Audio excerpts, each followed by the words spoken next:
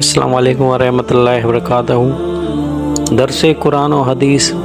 आज का टॉपिक है तमस्खर।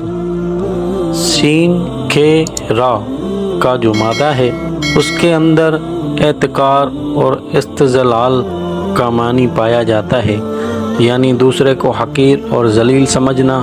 जो शख्स किसी के साथ तमस्खर करता और उसका मजाक उड़ाता है, उसके निहा खाने दिल में अपनी बड़ाई और दूसरे की हकारत और ज़िल्लत का तस्वर बैठा होता है। वो अपने आप को बेहतर और दूसरे को कमतर समझता है। मुशरिकीन और कुफार की तारीख ये रही है कि वो अंबिया कराम और गरीब मुसलमानों का मजाक उड़ाया करते थे। सूरह बकर में है, काफरों के लिए दुनियावी ज़िंदगी मज़ीन की गई है और वो ईमान वालों का मजाक उड़ाते हैं, चुनाके उन्हें अपनी खुशहाली और फारग अलबाली पर घमंड था, इसलिए वो अंबिया और उनके मानने वाले गरीब मुसलमानों का मजाक उड़ाया करते थे। जबकि फ़क्र और गुरूर में मुब्तला होकर दूसरों को हकारत की नज़र से देखना अल्लाह सुब्हानहू व तआला को पसंद नहीं। सूरह हिजरात में है, ए ईमान वालो, ना तो मर्दों को मर्दों का मजाक उड़ाना चाहिए, मुमकिन है कि वो उनसे बेहतर हों, और ना औरतों को औरतों का मजाक उड़ाना चाहिए, हो सकता है कि वो उनसे बेहतर हों। कुरान करीम का अमूमी असलूब ये है कि वो औरतों को अलग ज़िक्र नहीं करता, बल्कि मर्दों के ज़मन में वो खुद ब खुद शामिल हो जाती हैं। लेकिन तमस्खर की मामनत का इस कदर एहतमाम फरमाया कि मर्दों को अलग खिताब फरमाया और औरतों को अलग। दोनों में ये बात ख़ास तौर पर फरमाई कि जो मर्द और औरत किसी को हकीर समझकर उसका मजाक उड़ा रहे हैं, उन्हें क्या खबर कि वो अल्लाह सुब्हानहू व तआला के नज़दीक उनसे बेहतर हो। इसलिए अल्लाह सुब्हानहू व तआला के यहाँ किसी के बेहतर होने का फ़ैसला उसके माल और दौलत और हुस्न व जमाल की बिना पर नहीं किया जाता, बल्कि क़ल्ब व अमल के बिना पर किया जाता है। सही मुस्लिम में हज़रत अबू हुरैरा रज़ियल्लाहु अन्हु से रवायत है कि रसूल पाक सल्लल्लाहु तआला अलैहि वसल्लम ने फरमाया, अल्लाह सुब्हानहू व तआला तुम्हारी सूरतों और अमवाल को नहीं देखता, बल्कि दिलों और अमाल को देखता है।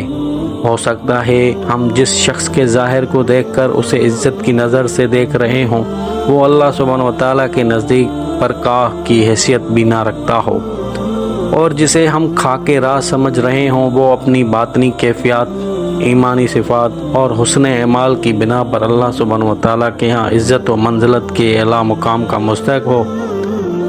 हज़रत बिलाल हबशी रज़ियल्लाहु अन्हु ज़ाहिरी हुस्न व जमाल और आला हसब नसब से महरूम होने के साथ थी दस्त भी थे, जबकि उनके मुकाबले में अबू लहब को इज़्ज़त व सरफराजी के साथ ज़ाहिरी असबाब भी हासिल थे, मगर चुनांकि उसका दिल कफ़र व शिर्क की गलाज़त से भरा हुआ था। इसलिए अल्लाह सुब्हानहू व तआला के नज़दीक एक साहिब ईमान हबशी का मकाम लाखों करोड़ों बुलहबों से बुलंदतर था। आम तौर पर एक शख्स दूसरे के ऐब का मजाक उस वक्त उड़ाता है जब अपने ऐब पर उसकी नज़र नहीं होती।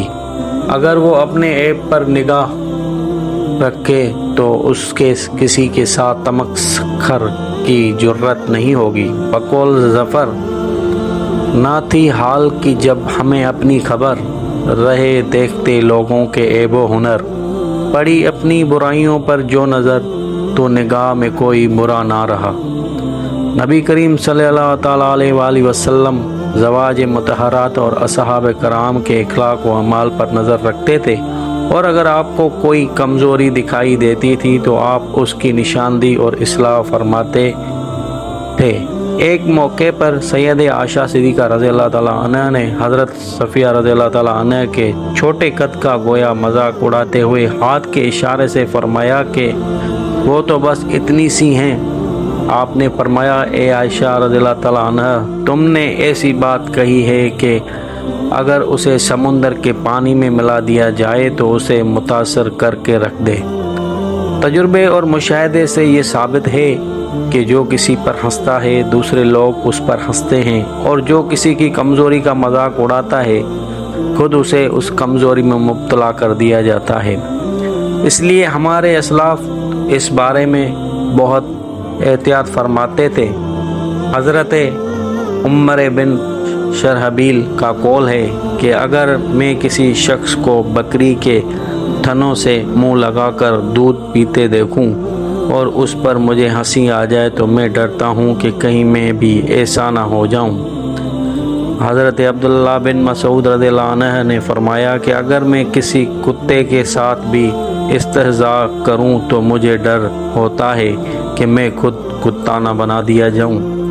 یہاں یہ جان لینا بھی نامناسب ہے کہ دائرہ شریعت میں رہتے ہوئے مذاق اور دل لگی نہ صرف یہ کہ جائز بلکہ مستحب ہے۔ خود سرور دو عالم حضرت محمد مصطفیٰ صلی اللہ تعالیٰ علیہ وآلہ وسلم اپنے اصحاب اور ازواج سے دل لگی فرمایا کرتے تھے، جبکہ استہزاء اور سحریہ متعدد مفاسد پر مشتمل ہونے کی وجہ سے حرام ہے۔ ان مفاسد میں سے چند ایک ذیل میں درج کیے جاتے ہیں۔ ایک سحریہ اللہ سبحانہ و تعالیٰ کی صریح حکم کی مخالفت اور اس کے غضب و عذاب کا موجب ہے۔ دوسرا، سحریہ اجتماعیت کو پاش کر دیتا ہے اور نفرت کے بیج دلوں میں بو دیتا ہے۔